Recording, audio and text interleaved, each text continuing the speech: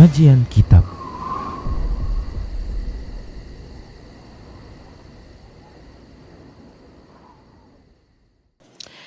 Assalamualaikum warahmatullahi wabarakatuh.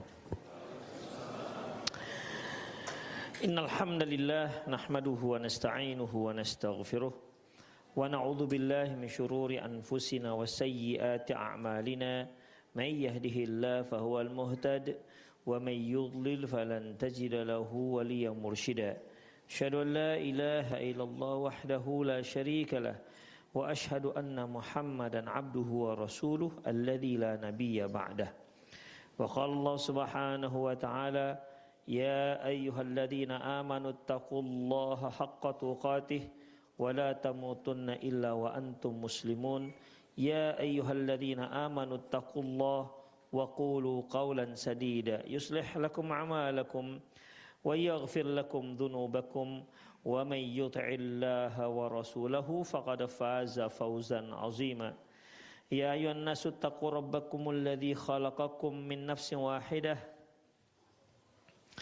wa khalaqa minha zawjaha wa batha minhuma rijalan katsiran wa nisaa'a wattaqullaha alladzi tasaaluna bihi wal arham innallaha kana 'alaikum raqiba. Amma ba'du, nastaqal hadithi kitabullah wa khairul hadi hadi Muhammad sallallahu alaihi wasallam wa syarrul umur muhdatsatuha wa kullu muhdatsatin bid'ah wa kullu bid'atin dhalalah wa kullu dhalalatin finnar. Ikhwati wa akhwat azallahu wa iyyakum, kita masih membahas tentang firman Allah Subhanahu wa taala di bab ke-32 wa 'alallahi fatawakkalu in kuntum mu'minin. Maka bertawakallah kalian kepada Allah jika memang kalian seorang yang mukmin. Kemudian di sini Syekh Muhammad bin Abdul Wahhab juga mencantumkan firman Allah Subhanahu wa taala dalam surah Al-Anfal ayat 2. Qala Allah Subhanahu wa ta'ala innamal mu'minuna alladzina idza dzukirallahu wajilat qulubuhum. Sesungguhnya orang-orang mukmin yaitu yang apabila disebutkan nama Allah wajilat qulubuhum maka bergetarlah hatinya, wa idza tuliyat alaihim ayatuhu, dan apabila dibacakan kepada mereka ayat-ayat Allah zadathum imana, maka iman mereka pun bertambah. Wa ala rabbihim yatawakkalun, dan mereka bertawakal hanya kepada Allah mereka bertawakal. Ikhwah azallahu wa iyyakum, ayat ini menunjukkan kepada kita bagaimana ciri-ciri seorang yang beriman kepada Allah Subhanahu wa taala. Kalau kita lihat ayat ini yang komplit ya, ini kan separuhnya. Komplitnya ikhwah, Allah Subhanahu wa taala firman, wa athi'ullaha wa rasulahu in kuntum mu'minin. Ini satu ayat sebelumnya. Taatilah Allah dan Rasulnya in kuntum mu'minin, jika engkau termasuk orang-orang yang beriman. Innamal mu'minuna alladzina idza dzukirallahu wajilat qulubuhum. Sesungguhnya orang-orang yang beriman jika disebutkan nama Allah hati mereka tergetar. Wa idza tuliyat alaihim ayatuhu zadathum imana, dan apabila dibacakan kepada mereka ayat-ayat Allah maka bertambahlah iman mereka. Wa ala rabbihim yatawakkalun, dan mereka bertawakal kepada Allah Subhanahu wa taala, bertawakal kepada Rabbnya. Pertama, orang-orang mukmin itu atiullaha wa rasulahu in kuntum mu'minin. Kalau kalian beriman kepada Allah, maka kalian harus taat kepada Allah dan taat kepada Rasulnya. Artinya, yang dikatakan orang beriman itu yang taat kepada Allah dan taat kepada Rasulnya. Ya. Jadi yang pertama yang dikatakan beriman kepada Allah, satu, taat kepada Allah dan Rasulnya. Berikutnya, Idza dzukirallahu wajilat qulubuhum. Apabila disebutkan nama Allah, bergetar hatinya. Dua. Wa idza tuliyat alaihim ayatuhu zadathum imanah. Dan apabila dibacakan ayat-ayat Allah, bertambah imannya. Tiga. Wa ala rabbihim yatawakkalun. Dan mereka bertawakal kepada Allah. Empat. Ya, 4 ciri seorang yang beriman. Kemudian apa lagi? Alladzina yuqimunas shalah. Mereka yang menegakkan salat. Wa mimma razaqnahum yunfiqun, dan mereka menginfakkan apa yang kami rezekikan kepada mereka. 6 jadinya ya. Taat kepada Allah dan Rasulnya. Kemudian jika disebutkan nama Allah, bergetar hatinya. Apabila dibacakan ayat Allah, bertambah imannya. Kemudian mereka bertawakal kepada Allah, menegakkan salat dan berinfak, bersedekah. Demikian ikhwah, bersedekah. Baik sedekah ini sedekah wajib, infak yang wajib maupun infak yang sunnah. Jadi ada 6 ciri orang yang beriman. Kemudian Allah katakan lagi, ulaika humul mu'minuna haqqan. Merekalah orang-orang mukmin yang hakiki. Nah, itu dia. Berarti yang enggak memenuhi syarat mukmin juga, tapi yang enggak hakiki. Inilah orang mukmin yang hakiki jika memenuhi 6 syarat ini. Lahum darajatun 'inda rabbihim, dan mereka memperoleh derajat yang tinggi di sisi Allah, wa maghfirah, dan akan mendapat keampunan, wa rizqun karima, dan nikmat yang mulia. Ini ganjarannya. Orang-orang yang beriman dengan keimanan yang hakiki, cirinya ada 6. Pertama apa ikhwah? Oke, 2. Bergetar hatinya kalau disebutkan nama Allah. Ikhwah, Allah. Ada getar gak? Nah, demikian ikhwah. Ya memang luar biasa ini memang nih ikhwah. Ya bukan berarti kalau nggak bergetar berarti hatinya nggak ada iman, enggak. Yang dimaksud bergetar hatinya di sini ikhwah, kalau hati Allah, hati Rasul sudah jelas lah ya, hatinya kita tahu dari perintah dari Allah, perintah dari Rasulullah. Artinya kalau Allah dan Rasulnya memerintahkan, kita upayakan, kita berusaha untuk melaksanakan. Apabila Allah dan Rasulnya melarang, kita hentikan. Demikian ikhwah. Wa ma atakumur rasulu fakhudhuh wa ma nahakum anhu fantahu. Apa yang didatangkan oleh Rasul ambil, dan apa yang dilarang selesaikan langsung. Demikian ikhwah. Wa ma atakumur rasulu fattaqullaha mastata'tum. Apa yang dibawa Rasul, bertakwalah kalian kepada Allah semampu kalian, laksanakan. Tapi apa yang dilarang langsung dihentikan. Itu ikhwah. Jadi ya di sini sudah jelas lah. Atau perintah, tahu larangan, tinggal laksanakan. Demikian ikhwah. Ada perintah, ada larangan, tinggal laksanakan. Hanya mana yang lebih kemarin, mana yang lebih susah, melaksanakan perintah atau melaksanakan menjauhkan larangan? Masih ingat? Melaksanakan perintah lebih susah atau menjauhkan larangan? Masih ada juga yang menjauhkan larangan. Saya ulangi pertanyaannya. Mana lebih mudah kita melaksanakan perintah Allah atau kita menjauhi larangan Allah? Melaksanakan perintah Allah lebih mudah. Kok lupa antum? Iya. Memang gitu, kemana jawabannya? Pulanglah aku ini. Memang begitu jawabannya kemarin. Berapa kali? Ada 2 kali saya tanya dengan 2 kajian. Lebih mudah mana melaksanakan perintah atau menjauhi larangan? Melaksanakan, jauhi. Astagfirullah. Ikhwah, lebih mudah apa? Menjauhi larangan. Demikian ikhwah.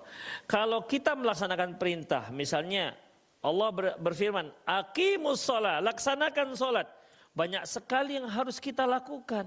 Kita harus belajar, kita harus tahu syarat-syaratnya, kita harus laksanakan. Kita harus tahu rukun-rukunnya, kaifiatnya, kita harus laksanakan. Harus ada pelaksanaan, baru kita dikatakan menegakkan sholat atau melaksanakan sholat. Tapi untuk menjauhkan perintah gimana? Tinggal tak lakukan, selesai ceritanya. Jangan makan babi, apa yang kamu lakukan? Ya gak usah makan, selesai. Tengok-tengok pun gak usah. Demikian ikhwah. Tapi kalau dikatakan, misalnya begini ikhwah, ada perintah, peliharalah ayam, jangan pelihara ayam. Lebih mudah mana? Jangan pelihara ayam, selesai ceritanya. Kalau pelihara ayam, antum harus buat kandangnya, sediakan makanannya, itu ikhwah. Makanya lebih mudah menjauhi perintah, tinggal kita nggak laksanakan, selesai ceritanya. Ketimbang melaksanakan larangan, karena kita harus berbuat sesuatu untuk melaksanakannya. Kadang-kadang entah betul entah enggak, salah lagi. Demikian ikhwah. Kalau menjauhi larangan bisa salah, tinggal nggak lakukan, selesai ceritanya. Melaksanakan sholat bisa salah, bisa ikhwah. Demikian ikhwah rahimanallah wa iyyakum. Ya, jadi di sini wa idza dzukirallahu wajilat qulubuhum. Apabila disebutkan nama Allah maka tergetar hatinya. Tadi saya ulang, ya. Nih, dengar ya, saya sebutkan nama Allah. Allah. Enggak ada gemetar. Ikhwah, para ulama tidak begitu mengartikan. Ya, enggak begitu mengartikan, mentafsirkan. Yang dikatakan idza dzukirallahu wajilat qulubuhum, apabila disebutkan nama Allah bergetar hatinya. Kalau dia ada keinginan untuk melakukan maksiat, kemudian dia teringat dengan Allah, tergetar hatinya sehingga dia tidak jadi melakukan perbuatan maksiat itu karena takut dengan Allah Subhanahu wa taala. Ketika dia ingin melakukan sebuah maksiat atau ketika dia sudah berada di sebuah maksiat, dia teringat dengan Allah Subhanahu wa taala, atau dia dinasihati oleh teman, ittaqillah, ini enggak boleh akhi, ini riba, langsung dia iya. Bergetar hatinya, artinya bukan begitu, ya. Artinya dia takut, akhirnya dia hentikan niat buruk, niat berbuat dosa itu. Ketika dia nasihatkan, ini perkara yang dilarang oleh Allah, dia bisa mudah untuk berhenti, tidak melakukan lagi. Karena apa? Karena itu larangan dari Allah Subhanahu wa taala. Itu yang dimaksud ikhwah. Wa idza dzukirallahu wajilat qulubuhum. Apabila disebutkan nama Allah, maka hatinya pun tergetar. Demikian ikhwah, azallahu wa iyyakum. Tapi terkadang bergetar juga hati kita ketika mendengar nama Allah. Artinya ketika dibacakan Al-Quran, ya, terutama ketika kita memahami maknanya.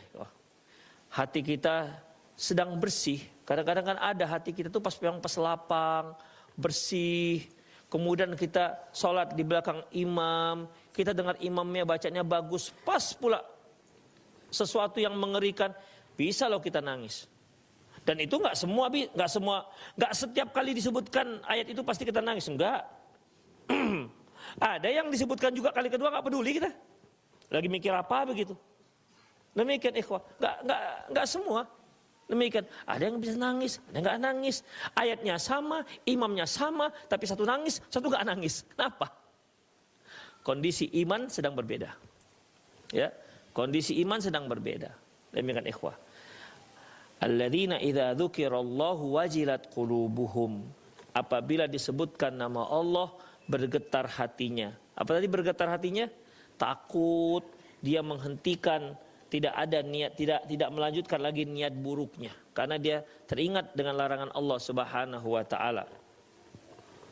Terkadang ikhwah, larangan itu kan dari diri kita, dikarenakan kita tahu ilmunya. Jadi ikhwah, itulah faedahnya menuntut ilmu. Walaupun ya mungkin kita belum bisa melaksanakan, tapi ketika ada ilmunya, ada bisikan larangan itu ikhwah. Ya. Ada bisikan larang itu. Misalnya Kita sudah tahu bahwasanya khamr itu nggak boleh diminum, ya kan? Ternyata kita diajak kawan ke resto yang di situ ada minuman kerasnya, pasti ada itu sesuatu. Boleh nggak ya? Boleh nggak ya? Begitu ikhwah. Karena kita sudah tahu ilmunya. Itulah minimal ikhwah, ada pengingat kita. Tapi coba bablas nggak tahu. Coba itu bang yang itu bagus tuh botolnya, satu gelas. Demikian, bisa begitu ikhwah. Bisa kita nggak peduli. Itulah pentingnya ilmu ikhwah. Awal dari orang yang bisa menjadi soleh ya harus ada ilmu. Itulah awalnya. Nggak bisa seorang itu bertakwa kalau tanpa ilmu. Karena takwa itu kan melaksanakan perintah Allah, menjauhkan larangannya. Dari mana kita tahu? Melaksanakan perintah Allah, dari mana kita tahu menjauhkan larangannya kalau kita nggak pernah nuntut ilmu. Gak pernah duduk di pengajian, gak pernah dengar ceramah, gak pernah dengar pengaran-pengaran, gak pernah baca Quran, gak pernah baca hadis Rasulullah SAW. Gimana caranya? Dari mana kita tahu? Makanya ikhwah ketika Rasulullah memberikan definisi tentang al-ithmu.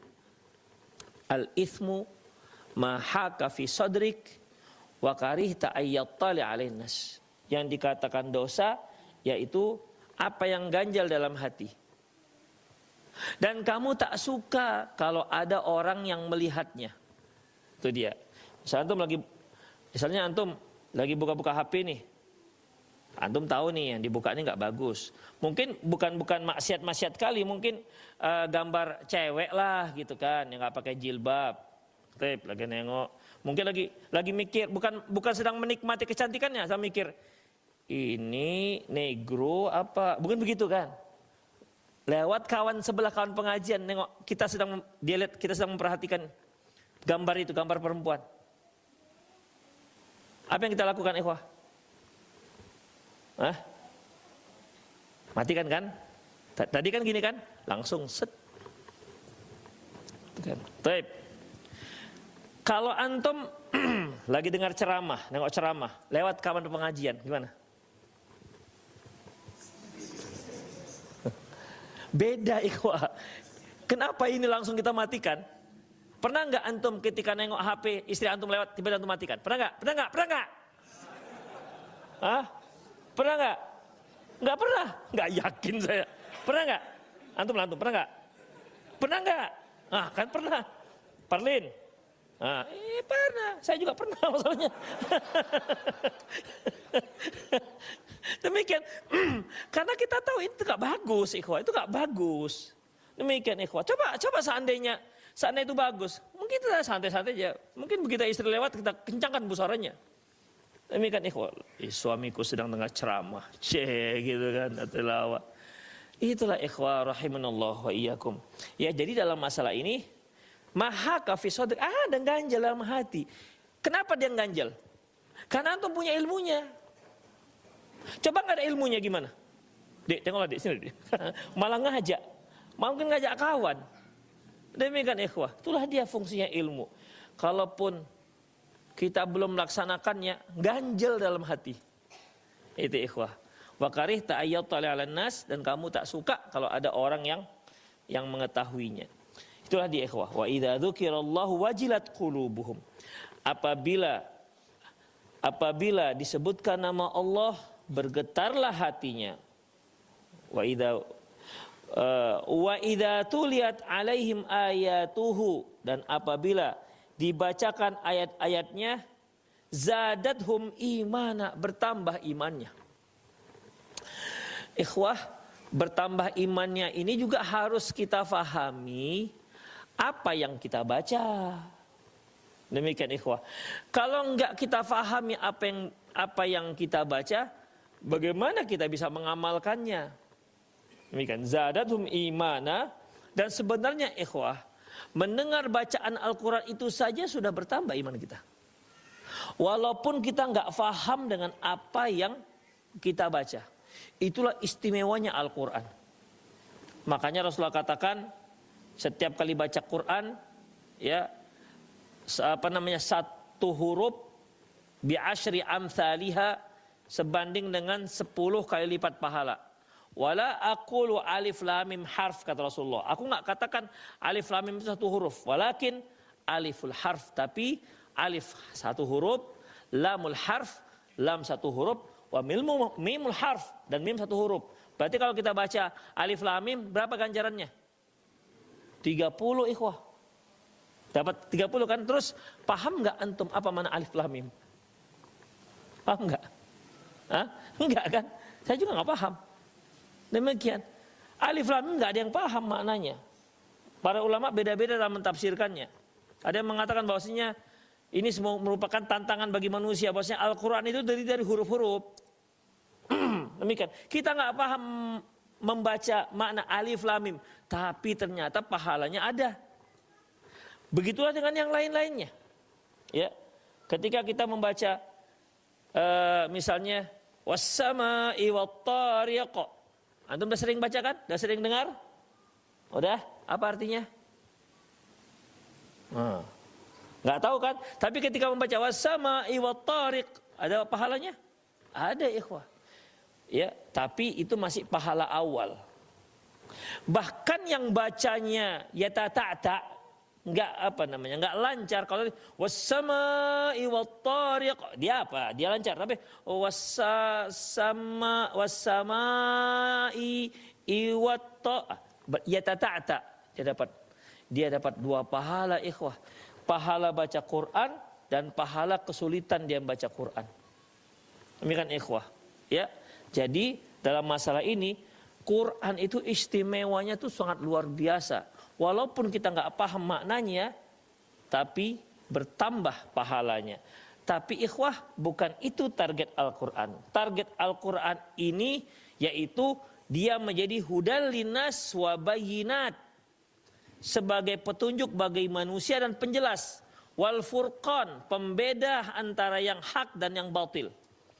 Sehingga kita tidak hanya baca, dengan memahami maknanya, terjemahannya dan tafsirannya, kita tahulah ini yang hak dan ini yang batil. Yang hak silahkan laksanakan, yang batil silahkan jauhi. Itu ikhwah. Makanya kalau ada yang baca Quran, dia masih melanggar apa yang dia bacanya, ya dia berarti memang belum pertama ada kemungkinan nggak faham apa yang dibaca. Yang kedua sudah faham tapi belum sungguh untuk mengamalkannya. Itulah ikhwah. Makanya seorang yang beriman yang hakiki itu adalah yang ketiga adalah wa idza tuliyat alaihim ayatuna zadathum imana. Apabila dibacakan ayat-ayat kami, alim ayatuhu, ayat Allah, zadathum imana, bertambah keimanannya. Wa ala rabbihim yatawakkalun, dan dia bertawakal hanya kepada Allah Subhanahu wa taala. Alladzina yuqimunas shalah, yaitu mereka-mereka yang menegakkan salat. Wa mimma razaqnahum yunfiqun, dan menginfakkan apa yang kami anugerahkan kepada mereka. Ikhwah, banyak kita lihat dalam Al-Quran ketika Allah Subhanahu wa taala menyebutkan infakkan, zakatkan, sedekahkan, selalu didahului dengan wa mimma razaqnahum, wa anfiqu mimma razaqnahum yunfiqun, baik dia di awal maupun di akhir. Ya, ada yang menyebutkan wa mimma razaqnahum yunfiqun, apa yang telah kami anugerahkan menginfakkan. Ada yang wa anfiqu, infakkanlah mimma razaqnakum, dari apa yang telah kami anugerahkan. Selalu ada apa yang kami telah anugerahkan. Supaya apa ikhwah? Supaya kita itu tidak sulit mengeluarkan harta kita untuk membantu orang lain. Itu maksudnya. Jadi ketika kita punya duit, ingat wa mimma razaqnahum, apa yang kami anugerahkan. Ini punya Allah, bukan punya kita. Apa yang ada, harta yang ada dekat kita, harta yang kita miliki, itu punya Allah, bukan punya kita. Kita itu hanya numpang pegang. Ya, numpang pegang. Pada hakikatnya itu punya Allah Subhanahu wa taala. Makanya apabila Allah ambil, tak ada seorang pun yang mampu menentangnya. Itu ikhwah, tak ada seorang pun yang bisa menahannya. Kenapa? Karena dia adalah milik Allah. Pemilik yang hakiki kalau mengambil, nggak ada lagi yang sanggup menghalang-halanginya. Itu ikhwah. Sehingga ketika kita punya duit, jangan lagi bakhil. Kenapa? Ini kan punya Allah. Allah yang suruh ngasih. Demikian ikhwah. Ya terutama untuk anak-anak dan untuk istri kita kan. Itu kan juga harus itu nafkah. Itu kan nafkah namanya. Jangan pelit lagi dengan mereka, kasihkan saja kalau memang antum punya. Jangan pelit. Apalagi kalau sampai kurang. Antum punya tapi kurang. La haula wala quwata billah. Punyanya untuk memberikan yang cukup tapi dikurang-kurangi. Ini Dek, 1,5 juta untuk makan kita sebulan di Ramadan. Plus token listrik, uang sekolah anak. Tolong kirim ke abang ya kuota 100.000. Berapa sudah potong ini potong itu ikhwah? Demikian ikhwah. Boleh nggak suami seperti itu? Boleh kalau memang nggak cukup, memang segitu pendapatannya. Tapi kalau dia mampu lebih, kenapa diberi? Nggak cukup, berikan lebih, berikan minimal cukup lah. Demikian ikhwah. Makanya wajar kalau kalau Hindun, Ummu Jamilah apa namanya? Kalau Hindun bertanya kepada Rasulullah, ya Rasulullah boleh nggak saya mengambil uang suami saya karena dia tidak memberi saya dan anak saya yang cukup? Kata Rasulullah silahkan ambil. Khudhi ma yakfiki wa waladuki bil ma'ruf. Ambillah untukmu dan anakmu dengan yang layak, yang secukupnya. Itu ikhwah, boleh. Karena itu hak mereka. Jadi kalau ada seorang suami, dia punya cukup, tapi tak memberikan yang cukup untuk keluarganya, dia zalim. Karena nggak memberikan hak mereka. Itu ikhwah. Ya, makanya, wa mimma razaqnahum yunfiqun. Dan apa yang kami berikan, apa yang kami anugerahkan mereka infakkan ikhwah, ini semua termasuk terutama keluarga kita, anak dan istri. Karena mereka yang pertama wajib dan yang paling besar pahalanya. Ya, kadang hadis pernah antum seringlah kita dengar dinar anfaqtahu fi sabilillah wa dinar anfaqtahu lil masakin wa dinar anfaqtahu li raqabah wa dinar anfaqtahu li ahlik. Dinar anfaqtahu li ahli khair. 1 dinar engkau berikan untuk jihad fisabilillah, 1 dinar engkau berikan untuk orang miskin, 1 dinar engkau berikan untuk memerdekakan seorang hamba, 1 dinar engkau berikan untuk keluargamu, 1 dinar yang untuk keluargamu itu lebih besar pahalanya. Demikian ikhwah, karena itu memang yang utama. Yang pertama, yang utama yang harus kita pertanggungjawabkan di hadapan Allah Subhanahu wa taala. Itu termasuk wa mimma razaqnahum yunfiqun. Tapi kalau memang kita enggak sanggup ya enggak apa-apa. Karena liyunfiq dzu sa'atin min sa'atih. Hendaklah seorang suami itu memberikan nafkah sesuai dengan kemampuannya. Wa man qudira 'alaihi rizquhu falyunfiq mimma atahu Allah. Barang siapa yang Allah sempitkan rezekinya, maka hendaklah dia infakkan sesuai dengan kemampuannya. Sesuai dengan apa yang diberikan Allah Subhanahu wa taala kepadanya. Demikian ikhwah. Antum kenapa kok diam aja? Kok sendu kali jadinya? Itu ikhwah rahimanallahu wa iyyakum. Ya, jadi bukan untuk semua ini termasuk. Ulaika humul mu'minuna haqqan. Merekalah orang-orang yang mukmin yang sebenar-benarnya. Dan yang termasuk bab ini di situ ada wa ala rabbihim yatawakkalun. Ya. Salah satu ciri mukmin yang hakiki wa ala rabbihim yatawakkalun, dan kepada Allah mereka bertawakal. Ingat enggak ketika Rasulullah sallallahu alaihi wasallam menyebutkan tentang sab'una alfan min ummati, ada 70.000 umatku ya yang masuk surga dengan tanpa hisab dan tanpa azab. Rasulullah memberikan kriteria mereka.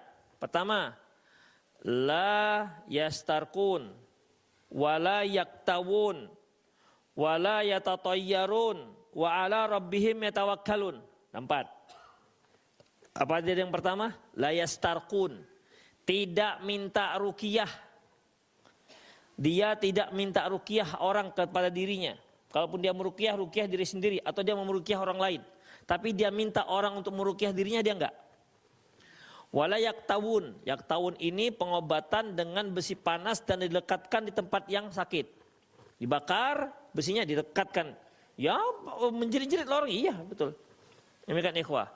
Wala yatatayyarun, dan tidak melakukan tatayyur. Tatayyur kan itu ikhwah, sesuatu yang dianggap sial, dianggap akan mendatangkan keberuntungan, ya, dengan dikaitkan dengan benda, hewan dan segala macamnya. Wa ala rabbihim yatawakkalun, dan terhadap Tuhan mereka bertawakal. Ketika dikatakan wa ala rabbihim yatawakkalun, ikhwah, ini kan seharusnya kan yatawakkaluna ala rabbihim, seharusnya kan begitu, bertawakal terhadap Tuhan mereka, terhadap Allah. Tapi ternyata wa ala rabbihim itu di depan. Wa ala rabbihim yatawakkalun. Seharusnya yatawakkaluna ala rabbihim, mereka bertawakal kepada Allah. Tapi Allahnya di belakang, di depan. Wa ala rabbihim yatawakkalun. Itu maksudnya ikhwah, ada kalimat hanyanya, dan hanya kepada Rabb mereka bertawakal. Sama dengan na'budu iyyaka. Kan seharusnya kan begitu dalam surat Al-Fatihah, kami menyembah Engkau. Kami menyembah Engkau ya Allah. Tapi kalimatnya apa? Iyyaka na'budun. Engkau yang kami sembah. Kalau sudah objeknya di depan, maka kalimat ada tambahan, yaitu hanya kepada Engkau kami menyembah. Itu hanya itu, gara-gara diletakkan di depan. Paham ya ikhwah? Demikian. Kalau dikatakan na'budu iyyaka, kami menyembah Engkau, artinya ya kami menyembah Engkau, bisa jadi menyembah yang lain. Kalau objeknya di depan. Kalau depan sini, depan apa belakang sih? Belakang. Misalnya Ali makan bubur. Si Ali ini depan apa belakang? Depan. Bubur? Saya ulangi salam. Kalimatnya Ali makan bubur. Ali depan apa belakang? Depan ya. Berarti bubur di belakang. Makan? Oh iya. Katen. Baik. Jadi ikhwah, jadi depan, belakang ya, belakang terakhir. Baik. Ketika kalau dikatakan na'budu iyyaka, kami menyembahmu ya Allah. Artinya bisa menyembah Allah betul, tapi juga bisa jadi menyembah yang lain. Ketika objeknya diletakkan di depan, iyyaka na'budu, berarti dia yufidul hasr, yang artinya hanya. Hanya kepadamu kami menyembah. Yatawakkaluna ala rabbihim, mereka bertawakal kepada Allah. Kan gitu, seharusnya kan kalimatnya begitu ya. Objeknya di belakang. Mereka bertawakal kepada Allah. Tapi ternyata wa ala rabbihim yatawakkalun, dan terhadap Tuhannya mereka bertawakal. Artinya hanya, itu kalimatnya jadi hanya. Dan hanya kepada Allah Tuhan mereka bertawakal. Itu ikhwah.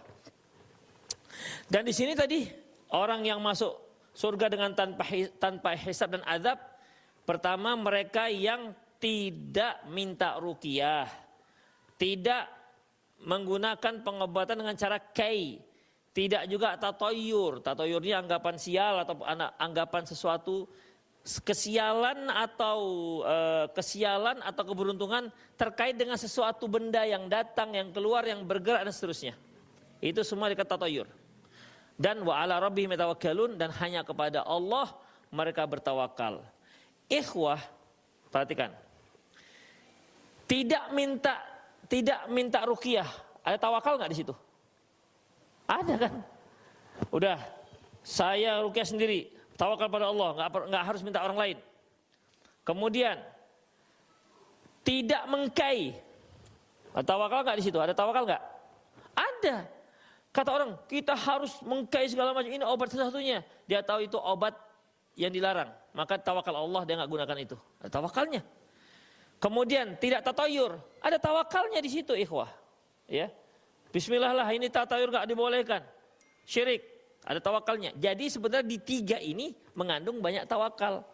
Kemudian disebutkan tawakal secara khusus. Demikian ikhwah. La yastarqun, wa la yaktawun, wa la yatatayyarun, wa ala rabbihim yatawakkalun. Itulah yang 70.000 masuk surga dengan tanpa hisab dan tanpa azab. Kemudian ikhwah rahimanallahu wa iyyakum. Berikutnya, ya ayyuhan nabi, hasbukallahu wa manittaba'aka minal mu'minin. Wahai nabi, cukuplah Allah yang jadi pelindung bagimu dan bagi orang-orang mukmin yang mengikutimu. Ikhwah rahimanallahu wa iyyakum, ada dua tafsiran di sini. Tafsir pertama, ya wahai Nabi, cukuplah Allah yang menjadi pelindungmu dan yang menjadi pelindung orang-orang mukmin. Ada lagi yang mentafsirkan, wahai Nabi, cukuplah Allah bagimu dan cukuplah orang-orang mukmin yang bisa, cukuplah Allah menjadi pelindungmu dan orang-orang dan perlindungan dari orang-orang mukmin. Jadi yang diharapkan Rasulullah dari makna yang kedua yaitu cukup Allah yang melindunginya dan juga ditambah dengan orang-orang mukmin yang membelanya. Itu makna kedua. Saya ulangi. Ya ayyuhan nabi hasbukallahu wa manittaba'aka minal mu'minin. Wahai Nabi, cukuplah Allah untukmu dan orang-orang yang beriman. Makna pertama yaitu wahai Nabi, cukuplah Allah sebagai pelindungmu dan pelindung orang-orang yang bersamamu, orang-orang mukmin. Makna kedua, ya ayuhan Nabi, cukuplah Allah yang melindungimu dan juga cukuplah orang-orang mukmin yang bisa membantumu. Jadi dua dia ikhwah. Yang rajih bahwasanya yang pertama. Ya, yang pertama. Karena tawakal dan kecukupan seorang mukmin hanya kepada Allah. Adapun yang lain yaitu at-ta'awun 'alal birri wat taqwa. Ya. At-ta'awun 'alal birri wat taqwa. Jadi kalau ada yang mengatakan, saya kalau masih ada kawan-kawan sudah bayar insyaallah. Kalau masih ada kawan-kawan salah ikhwah. Pertama harus Allah Subhanahu wa taala. Ya. Pertama harus Allah Subhanahu wa taala.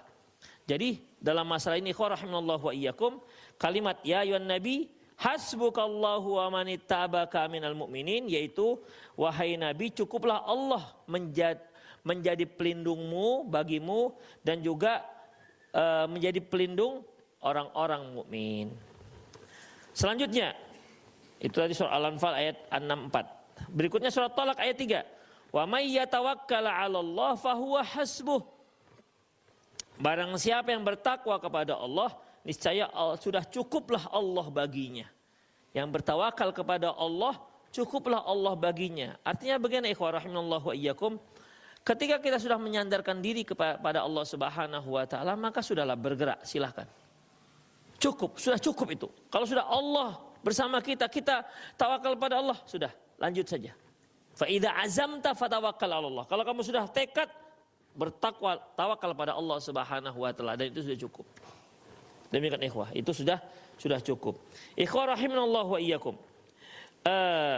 Ayat ini menunjukkan bahwasanya hasbuh itu merupakan kecukupan hanya kepada Allah Subhanahu wa taala. Ya, hanya kepada Allah Subhanahu wa taala. Kenapa demikian? Karena di sini berbicara tentang amalan hati. Sudahlah, kamu cukuplah tawakal hanya kepada Allah karena hati. Tapi kalau hasbuk itu artinya cukuplah kawan-kawan yang akan menolong. Artinya sesuatu yang sifatnya materi, bantuan secara pertolongan berupa perbuatan, kalau itu dibolehkan. Ya. Kalau itu dibolehkan. Artinya kalau hasbuk Allah itu semata hanya masalah hati. Tidak boleh kepada yang lain. Tapi kalau untuk orang-orang mukmin boleh ikhwah. Kita pakai hasbuka. Misalnya, yuridu ayyakhda'uka fa inna hasbakallah huwallazi ayyadaka binasri wa biwa'dil mu'minin. Jika mereka hendak menipumu, maka sesungguhnya cukuplah Allah bagimu. Allah yang dapat melindungimu. Dialah yang memberimu kekuatan dan pertolongannya. Dan pertolongan kepada orang-orang yang mukmin. Al-Anfal ayat 62. Kemudian, dalam surat Taubah ayat 56, Allah mengatakan, wa qalu hasbunallah sayu'tinallahu min fadlihi wa rasulih. Mereka berkata, cukuplah Allah bagi kami dan Allah dan Rasulnya yang akan memberikan kepada kami bahagian karunia. Jadi di sini ikhwah rahimanallahu wa iyyakum, kaitannya apabila kecukupan itu berupa bantuan-bantuan ataupun kita berharap misalnya kita tahu kawan-kawan akan membantu, bolehlah kita katakan hasbuk. Ya, saya punya teman-teman, insyaallah bisa diandalkan. Bisa diandalkan untuk ta'awun al-birri wa taqwa. Karena itu harus yang namanya ada gerak, ada aksinya. Tapi kalau dia terkait dengan hati, hanya boleh kepada Allah Subhanahu wa taala. Misalnya nih, Gimana di sana di Mencirim? Besok ada gotong royong misalnya. Cukup enggak? Perlu enggak kami dari Medan datang ke Mencirim misalnya? Sudah cukup ikhwan Mencirim. Artinya apa itu ikhwah? Mereka sudah bisa membantu. Cukup. Demikian. Itu kaitannya dengan perbuatan. Tapi kalau masalah hati hanya boleh kepada Allah Subhanahu wa taala. Baik, selanjutnya dari Ibnu Abbas radhiyallahu anhu beliau berkata, Hasbunallahu wa ni'mal wakil. Hasbunallahu wa ni'mal wakil. Ini adalah qalaha Ibrahim alaihissalam hina ulqiya finnar. Ini yang diucapkan Nabi Ibrahim alaihissalam ketika dia dilemparkan ke dalam api. Wa qalahan Muhammad sallallahu alaihi wasallam hina qalu innan nasa qad jama'u lakum fakhshawhum fazadahum imana. Wa qalu hasbunallahu wa ni'mal wakil. Dan ucapan ini juga yang diucapkan Muhammad ketika orang-orang mengatakan sesungguhnya orang-orang sedang berkumpul kepada kalian ingin menyerang kalian. Fakhshawhum fazadahum imana. Maka hati-hatilah kalian. Ya. Maka takutlah kalian, hati-hati kalian. Fazadahum imana, malah mereka hal itu menambah keimanan mereka dan mereka katakan hasbunallahu wa ni'mal wakil. Begini ikhwah ceritanya ini. Jadi seusai perang Uhud, ya. Seusai perang Uhud itu kan kaum muslimin mengalami kekalahan. Ya kan? Mengalami kekalahan. Kemudian hingga akhirnya terakhir mendengar Rasulullah masih hidup, kemudian sahabat-sahabat lain juga masih ada. Artinya akhirnya mereka kembali menyusun kekuatan. Yang tadinya kan kocar-kacir ikhwah. Pasukan itu kalau dia tetap bersatu, ada ritme dalam pertempuran, insya Allah bisa menghadapi musuh. Tapi ini sudah kocar-kacir. Kalau orang kocar-kacir ikhwah, itu susah untuk mengembalikannya. Di awal kan rapi ikhwah. Pasukan infanteri melawan Ikrimah bin Abi Jahal. Adapun pasukan yang ada adalah di atas Jabal Rumat, ya pasukan panah cukup khusus untuk mengcounter apabila ada pasukan kuda yang mau menyerang dari belakang. Demikian ikhwah. Setiap kali pasukan kuda yang dipimpin oleh Khalid bin Walid disikat dengan anak panah, nggak bisa mereka maju. Dan ini terus berperang, ya ini terus berperang. Di mana kaum muslimin pada waktu itu berada membelakangi timur, sementara orang Quraisy menghadap ke timur. Jadi dan cahaya waktu itu kan Ramadan, bukan Ramadan. Ya, waktu itu kan waktu duha. Waktu duha itu panas. Jadi mereka menghadap ke timur, kaum muslimin membelakangi timur. Demikian. Yang dihadapi mereka orang-orang kafir yang menghadap ke timur. Makanya secara posisi kaum muslimin sudah dimenangkan. Demikian ikhwah. Itu strategi Rasulullah luar biasa. Kadang-kadang nggak terfikir orang kan, tapi begitulah strategi Rasulullah SAW. Udah, akhirnya kan terdesak pasukan Ikrimah bin Abi Jahal, lari akhirnya. Kalau dahulu tentara sudah lahir, apa yang dipegang dibuang, apa yang dipegang dibuang. Demikian ikhwah. Jadi akhirnya kaum muslimin, wah udah lari kawan gitu. Ya karena udah lari akhirnya dikutiplah pasukan yang di bawah. Ngutip. Nah, di atas gunung, yang di atas Bukit Rumat, udah menang kita nih, tinggal ngutip nih, gitu dia. Tinggal ngutip. Mereka lupa bahwasanya apapun yang terjadi jangan turun dari gunung. Apapun yang terjadi, walaupun kami disambar oleh burung-burung pemakan bangkai, artinya apapun terjadi jangan turun. Tapi lupa, ikhwah, ya, lupa kaum muslimin. Akhirnya sebagian turun. Khalid bin Walid ketika melihat Bukit Rumat itu sudah mulai kosong, sedikit pasukannya disikatnya, hanya beberapa orang tinggal. Dah, akhirnya bisa ditaklukkan. Itulah yang membuat mereka leluasa menyerang dari belakang. Ini kan di sini nih, lagi ngutip-ngutip. Ya kan ngutip-ngutipnya kan menghadapnya ke barat ikhwah. Ya kan? Kan ngutip, kan ditinggal tuh, ngutipnya begini, kan nggak mungkin ngutipnya mundur. Demikian lagi ngutip-ngutip, diserang dari belakang, habis, kucar-kacir. Gak sempat membuat siasat. Demikian ikhwah, gak sempat buat kucar-kacir kaum muslimin. Udah, ketika Ikrimah bin Abi Jahal melihat bendera panji mereka kok ada di sana. Mereka semangat balik lagi yang sudah lari, balik lagi. Akhirnya terjepitlah kaum muslimin di tengah-tengah. Itulah tempat syuhada Uhud yang sekarang. Yang masih hidup lari ke gunung. Demikian ikhwah, lari ke gunung, Bukit Uhud. Jadi perang Uhud itu kan berada di atas, bukan berada di bawah, bukan di atas. Akhirnya ikhwah, hingga akhirnya ada yang mengumumkan Muhammad sudah mati, katanya mereka. Karena ada satu sahabat yang mirip Rasulullah. Muhammad sudah mati. Mendengar itu apa kata sahabat yang mendengar, ada yang udahlah, tak apa lagi perang. Dia tinggalkan, dia pergi. Ada yang mengatakan, loh kalau Muhammad meninggal kalau Rasulullah wafat, apalagi guna kita hidup, kita sikat habis. Gitu. Itu ada dua. Untuk apa lagi kita hidup? Kita sikat habis orangnya sampai kita mati mengikut Rasulullah SAW. Demikian ikhwah. Maka hingga akhirnya muncullah berita bahwasanya Rasulullah SAW masih hidup.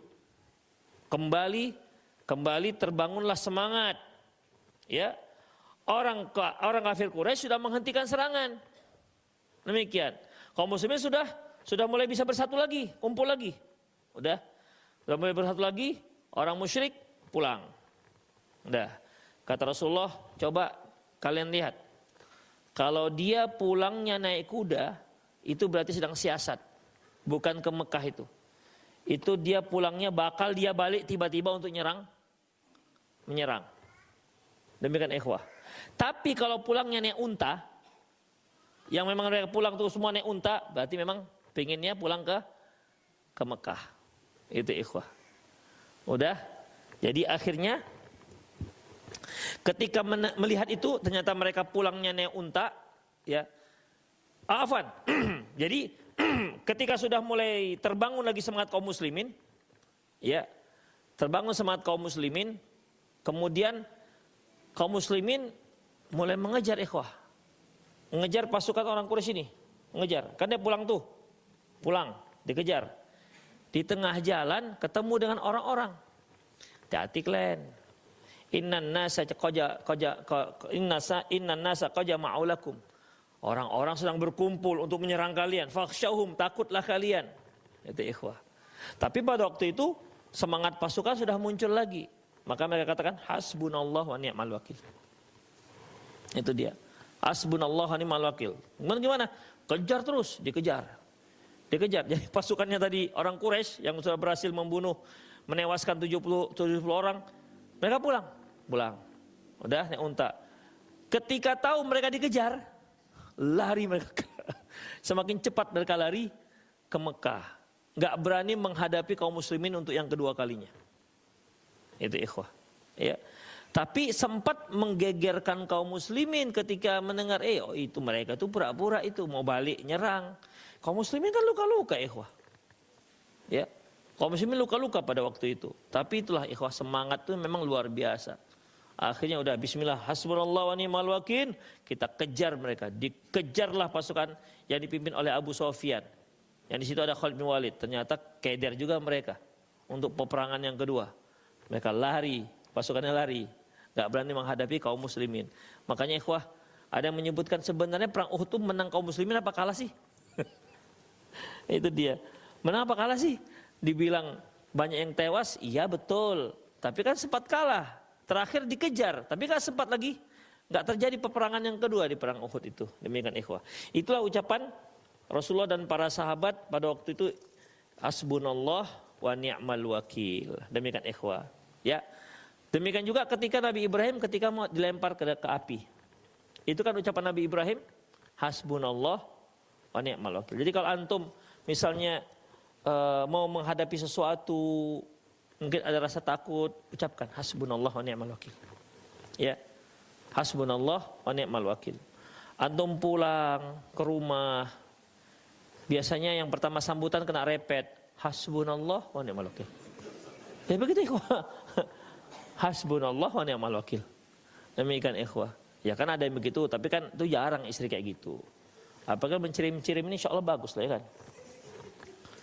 Kok hihihi. Demikian ikhwah. Karena kan khawatir, takut gitu kan. Kadang-kadang ada kesalahan apalah begitu kan, takut pulang. Pernah nggak antum gitu? Ada kesalahan apa takut pulang? Ada? Pernah? Hah? Enggak ya? Coba jawab, pernah jawab? Pernah nggak? Karena kesana apa takut pulang gitu? Pernah? Pernah? Bisa gitu ya?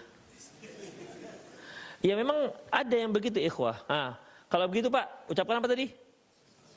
Hasbunallahu wa ni'mal wakil. Itu dia. Udah gitu aja, nggak usah diembus di pintu. Nggak usah diembus, nggak usah pakai embus.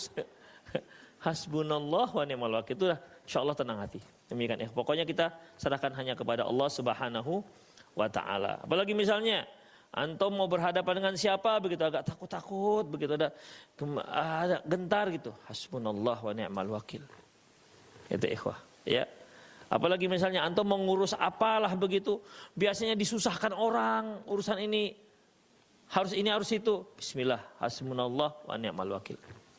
Demikian kita serahkan semua kepada Allah Subhanahu wa taala. Nabi Ibrahim ketika dilempar ke api dia katakan hasbunallah wa ni'mal wakil. Siapa yang enggak takut dilempar ke api? Iya kan? Kan enggak ada informasinya bahwasanya Ibrahim jangan takut, itu api dingin. Kan enggak begitu, ikhwah. Kan setelah dia masuk baru dia tahu kalau api itu dingin. Iya kan?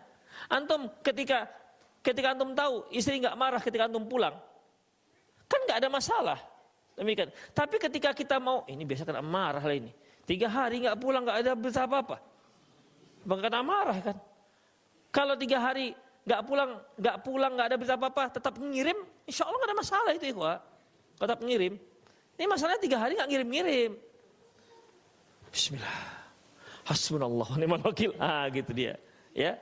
Tapi ketika dibuka pintu, Masya Allah, ayah, abi, kemana aja? Hilang kan dia? Demikian ikhwah. Itu dia. Jadi itulah hasbunallah wa ni'mal wakil tadi. Demikian ikhwah. Ketika Nabi Ibrahim menyentuh api, apa kata Allah? Kulna ya narukuni bardaw wa salaman ala Ibrahim. Kami katakan, wahai api, jadilah kamu dingin. Bukan sekedar dingin, mati nanti Nabi Ibrahim kedinginan. Tapi bardan wasalaman, dingin ya, dingin sejuk. Tak apalah dingin-dingin sangat. Jadi dinginnya dingin sedang. Seperti gini kan dingin sedang nih, ginilah kira-kira. Kalau bardan, wahai api dinginlah kamu. Wah bisa membekukan Nabi Nuh, Nabi Ibrahim nanti bisa tersiksa dia. Tapi api itu menjadi bardaw wasalama. Bardaw wasalama. Ini satu hal yang gak pernah terjadi, ikhwah. Bardaw wasalama ini. Api, ya dia dibakar, tapi tenang. Ini kan ikhwah peristiwanya, setelah Nabi Ibrahim menghancurkan patung-patung itu. Kemudian raja mengatakan, semua penduduk wajib untuk mendatangkan kayu api. Maka dikumpulkanlah, sampai kayu api menggunung kayu apinya. Menggunung. Dibakar, kemudian Nabi Ibrahim dilempar dengan menggunakan, kalau orang Arab bilang majanik ikhwah, yang ada ini, ya kan? Kemudian ditarik, diputus, terlempar begitu, seperti ketapel. Ada demikian. Nabi Ibrahim dilemparkan ke dalam api, masuk di api, terus di dalam sekian hari, karena api berkobar terus sekian hari. Ya, api berkobar terus sekian hari. Ada satu hewan yang menghembus-hembus api supaya tetap menyala. Dia adalah cecak. Ya, cecak. Makanya Rasul katakan fuaisik. Hingga akhirnya padamlah api setelah sekian hari. Nabi Ibrahim pun keluar. Demikian ikhwah. Nabi Ibrahim keluar dari api. Demikian. Hanya waktu dilemparkan itu dia pakai baju apa enggak ya gitu. Itu dia. Kalau dia ya, kemungkinan besar dia pakai baju dan bajunya juga tidak terbakar. Demikian ikhwah. Ada lagi berita-berita Allahu a'lam bissawab, betulnya Nabi Ibrahim mengajak yang beriman, masuk aja, masuk api, masuk gitu. Tapi enggak jelas beritanya. Nabi Ibrahim mengajak orang mukmin ikut masuk. Ayo masuk. Enggak apa-apa, ayo masuk gitu kan. Demikian ikhwah. Ya coba antum sekali kan bakar tangan antum di kompor. Ayo silakan coba. Siapa yang yakin ikhwah kan? Yang namanya api bakar. Demikian ikhwah, itulah dia. Apa ucapan Nabi Ibrahim? Hasbunallah wa ni'mal wakil. Itulah, semoga bermanfaat. Ada yang mau bertanya silakan. Ada? Misalnya nih, mau talim ini, hujan lebat. Hasbunallah wa ni'mal wakil. Itu dia. Karena khawatir kan, jangan-jangan nanti di sana banjir. Udahlah, bismillah, hasbunallah wa ni'mal wakil. Ada yang bertanya silakan. Boleh di 0813 600 661. Kita baca dulu.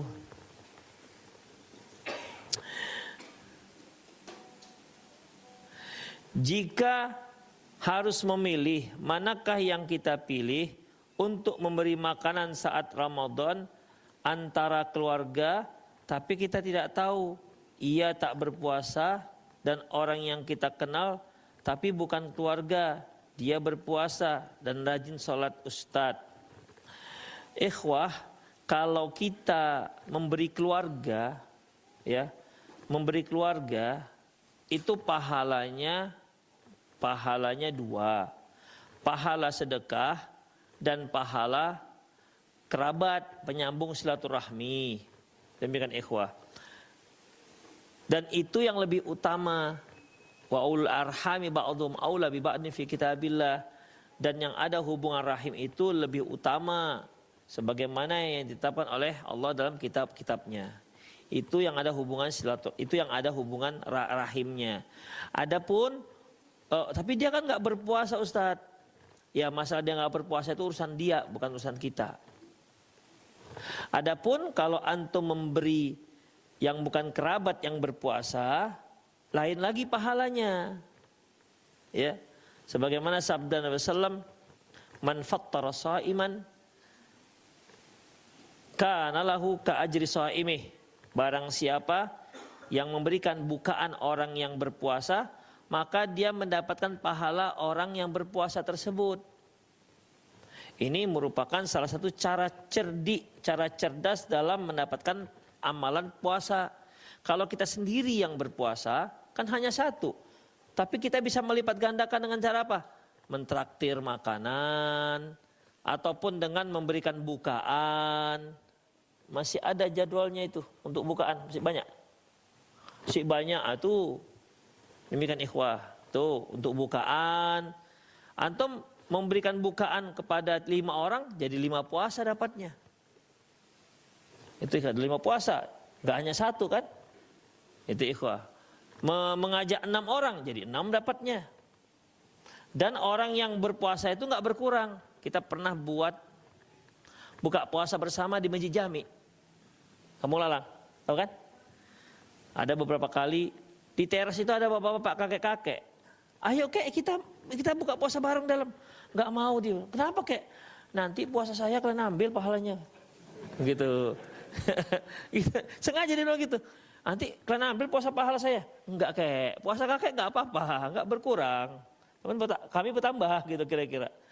Itu ikhwah. Jadi itu lain lagi ceritanya. Jadi yang ini lain pahalanya, yang ini lain lagi pahalanya. Jadi gimana? Dua-dua aja kasih, udah yang kerabat juga, yang buka puasa juga.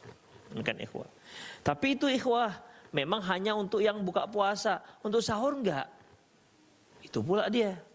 Makanya kan banyak orang berikan bukaan daripada sahuran. Ya kan? Bukaan daripada sahuran kan? Demikian ikhwah. Ya, dan bukan hanya di Indonesia, di Saudi juga begitu. Kalau untuk buka puasa habis-habisan ikhwah. Habis-habisan. Kalau antum pergi ke Masjid Nabawi, udah macam pulau gadung kita, seperti orang kenek-kenek itu cari sewa. Ayo Pak, sini Pak. Ayo Pak, sini Pak. Ayo sini. Ngapain sana? Buka tempat kami. Jadi kan dia masing-masing punya plastik. Ada tempat-tempat sendiri-sendiri, tapi pengelolanya satu gitu. Di sana lagi pengelolanya. Tempat kami Pak. Saya tanya, memang kalian punya apa? Gaya lah kita kan. Pas kita mau makan, tapi kita gaya. Mada indak? Kamu punya apa? Kulla syai' kata dia ada. Wih, semangatlah kita kan. Ada semua gitu ikhwah. Jadi maksudnya kalau bisa kan ada biryaninya, ada kambingnya, ada buah-buahannya. Tapi gitu ikhwah, yang lengkap sudah duduk orang-orang semua di situ, yang lengkap. Habis asar sudah duduk. Kita nggak dapat tempat. Kita nggak dapat tempat. Begitulah lomba-lombanya orang. Zahana ikhwah, itulah dia. Kita nggak dapat tempat. Yang pokoknya yang tempat-tempat yang cozy-nya itu, yang bagus-bagus apanya, persediaannya, ha? Tempat basah lah kira-kira. Udah rapat, bukan besila ya kok. Udah duduk macam apa namanya? Macam makan on tablik itu. Gitu. Mana tempatnya, nggak ada lagi. Habis tempatnya. Sisa-sisa lah paling tinggal. tinggal yogurt, ada di ujung kan tinggal yogurt gitu. Itulah dia. Gak tanggung-tanggung, kenapa? Buka puasa. Itu dia, buka puasa. Ya, itu cara cerdas ikhwah. Cara cerdas untuk mendapatkan banyak pahala di bulan Ramadan. Tapi jangan harap ada di sahur. Gak ada, kering ikhwah, sahur tuh kering kali. Makanya orang-orang Pakistan, orang India itu bawa plastik mereka. Pokoknya apa yang ada, ambil masuk plastik untuk sahur juga sekalian. Itu ikhwah. Ya jadi mereka juga yang ngasih nggak ada masalah, mau berlebih mau apa ya, mau untuk sahur terserah. Yang penting mereka niatnya untuk buka puasa. Ya, untuk buka puasa ikhwah. Misalnya nih, saya ngundang antum nih, nanti Ramadan pertama buka puasa tempat saya ya. Oke, datanglah antum ke rumah kan, saya sediakan. Saya kasihkan 2 butir dah. Ya, makanlah antum. Udah azan makan, dapat saya ada pahalanya. Ustadz gini aja, iya gitu aja gimana? Ya gitu aja. Iya, maksudnya kan, loh ini gini-gini aja. Kita sholat dulu di Abu Bakar gitu. Begitu sholat keluar semua kunci dari dalam kan. Gak bisa balik lagi. Ya mana ini? Ya kan umumnya kan kalau kita kan all in one gitu kan. Ya duduk sekalian include makan malam. Gitu. Kalau buka puasa itu cukup ikhwah. Besok antum datang lagi ya hari kedua. Demikian ikhwah. Datang antum. Itulah ikhwah, Allahu a'lam bishawab. Ya, buka puasanya itu. Makanya ada orang yang ngerti-ngerti di simpang-simpang jalan. Kan ada kaum muslimin yang belum sempat sampai di rumahnya. Sediakan set, kasih apa, botol aqua paling apa. Insya Allah itu luar biasa mereka. Yang punya kesempatan, yang punya waktu luang. Ustadz, Ana sering melihat fenomena bintang yang berjalan sangat cepat di langit, berlangsung lumayan lama. Ana perhatikan sampai bintang tersebut menghilang. Apakah doa khusus ketika melihat fenomena ini Ustadz? Dan apakah benar bintang tersebut sedang mengejar setan dan iblis mencuri berita langit? Kalau yang disebutkan dengan dalam surat jin itu iya, ya. Faman yastami'il ana yajid lahu shihaban rasada. Barang siapa yang dengar-dengar sekarang akan dikejar, akan dilempar dengan bintang api. Betul, ya. Tapi apakah ada doa khusus? Allahu a'lam. Coba antum cari ya. Kemudian, apakah seorang suami berhak atau total penghasilan istri? Kok terbalik antum? Karena dia merasa sudah suami istri itu jadi milik bersama. Apakah seorang suami berhak tahu total penghasilan istri? Mungkin terbalik ini maksudnya ya. Mungkin apakah seorang istri berhak tahu total penghasilan suami mungkin. Karena ia merasa sudah suami istri jadi itu milik bersama Ustadz. Baik yang ingin tahu itu suami atau istri ikhwah. Pertama, suami tidak ada kewajiban memberitahu berapa tabungannya pada suami. Dan istri juga tidak punya hak untuk mengetahui berapa gaji sang suami. Yang dia berhak yaitu berapa yang cukup untuk dia. Itu yang hak dia. Yang lebihnya dia nggak punya hak. Suami boleh mengatakan, udahlah, kamu yang penting kan udah cukup, itu aja. Ya. Bilangnya gitu, jangan marah-marah tuh. Apanya kau ini macam cukup. Ya, cari berantem. Selesaikan aja dengan bagus-bagus. Udahlah, yang penting kan cukup. Yang lain-lain kan nggak perlu lagi gitu. Kasih tahu lah yang bagus, ya gitu nih mungkin. Apa kurang? Kita tambah. Enggak, maunya tahu berapa penghasilan abang. Tabungan abang berapa gitu. Nah, itu pinter-pinter lah. Pinter-pinter bahwasanya dia nggak harus tahu. Yang penting apa yang dia mau kita kasih. Demikian ikhwah. Demikian juga sebaliknya. Apakah suami berhak tahu berapa uang istri? Enggak. Sama, uang dia pribadi enggak ada. Enggak ada. Kita tidak wajib ataupun kita punya hak untuk mengetahui berapa uang dia. Tetapi kalau uang kita di dia, berhak kita tahu berapa tinggal Dek. Boleh. Dek, uang belanja bulan Januari kemarin berapa sisanya? Nah, biasanya para istri nggak mengatakan lebih, pas bang. Pas. Gimana kok bisa pas? Masa nggak ada lebih 1.000, 2.000 atau 1.500 kan? Pas. Demikian. Nah, dia akan beritahu, bang, Masya Allah, ini semua beras naik, semua naik, minta naik, kan? Ikhwah, ada nggak saat-saat beras turun? Hah? Enggak. Kalau biasanya ada nggak saat-saat beras turun itu ada nggak kira-kira? Ada. Cabai naik ada mau Ramadan, tapi ada nggak cabai turun? Tapi kita nggak pernah mendengar ada saatnya cabai turun, beras turun, nggak pernah. Yang taunya naik aja, macam panglong naik aja taunya kita, ya kan? Dia sama beritakan pas naik, pas turun nggak tahu. Demikian. Jadi kalau rahimallahu wa iyyakum, ya kita berhak berapa sisanya Nah gitu, berapa sisanya adik? Makanya ibu-ibu pun harus ada akad dengan suami. Bang, kalau ada sisa uang belanja untuk adik ya. Gitu Bu, caranya. Jangan dikumpulkan dulu sudah banyak. Bang, ini untuk siapa bang? Ada sisa uang belanja selama 3 tahun dari kumpul-kumpul. Suaminya bilang, berapa dek? Kalau cuma 150 ribu, udahlah untukmu aja. Tapi kalau 50 juta, hehehe.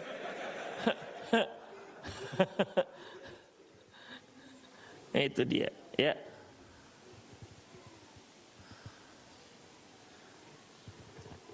Apakah anak perempuan di luar nikah tetap tidak boleh dinikahkan ayahnya sebagai wali padahal orang tua sudah taubat? Iya ikhwah, taubat nggak apa-apa, tapi anak itu memang hasil dari luar nikah, nggak bisa. Demikian nggak bisa, dia harus pakai wali hakim. Pakai abangnya juga nggak bisa, pakai adiknya yang laki-laki juga nggak bisa. Dia nggak punya siapa-siapa, nggak punya mahram kecuali nggak punya wali kecuali wali hakim. Karena kan emaknya nggak mungkin, karena wali itu ikhwah, yang bisa jadi wali yaitu untuk perempuan yang menikahkan. Kaidahnya begini, antara si wanita yang dinikahkan dengan si wali yang akan menikahkan tidak ada perantaran perempuan. Itu aja. Kalau diurut-urut ada perempuan di tengah-tengah berarti nggak bisa. Demikian, itu jadi. Tapi ingat dengan pernikahan yang sah. Sementara anak perempuan yang hasil dari luar nikah, dia nggak punya keluarga dari pihak ibu, pihak ayah. Dia hanya punya keluarga dari pihak ibu. Jadi kalaupun akhirnya menikahlah ini yang ayahnya ini menikah dengan emaknya, punya anaklah laki-laki. Ya punya anak laki-laki. Kalau pernikahan yang sah itu kan mereka ini jadi adik kandung kan jadinya. Ya kan? Tapi karena yang dia itu dari hasil luar nikah, maka adik laki-laki ini seperti adik seibu. Karena ayahnya beda, nggak punya ayah pun dia. Yang ini ada ayahnya si kakaknya juga, tapi hubungan mereka jadi saudara si ibu jadi. Antum bisa bayangkan? Nah itu dia. Kan misalnya si Wati, dia ini hasil zina, udah. Ayahnya si Budi, emaknya siapa? Ani. Biasa Budi ini ibu Budi, ini ayah Budi. Wati, oke, si Wati, Budi dengan si Ani, udah. Si Wati ini kan anak zina, berarti si Budi nggak bisa menikahkan si Wati. Nikahlah si Budi dengan si Ani tadi, punya adik lah, misalnya si Doni, udah. Ini kan kalau dia merekanya sah nikahnya, tentu kan ini adik Doni ini kan adik kandung, saya si ibu. Tapi karena enggak, karena si Wati ini dari luar nikah, berarti adiknya si Doni ini jadi adik seibu.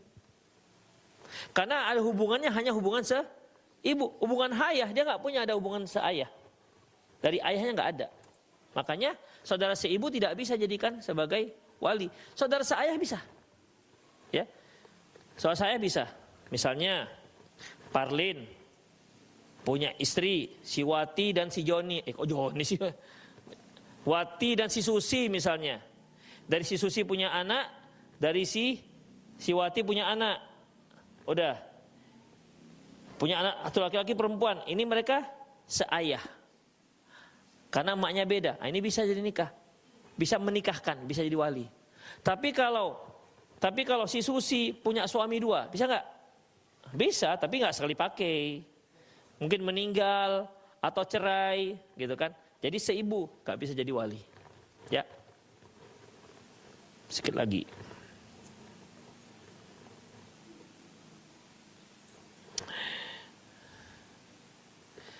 Apakah meminta diruqyah bisa disamakan dengan mendatangi dokter yang pasti bakal meresepkan obat? Enggak, beda.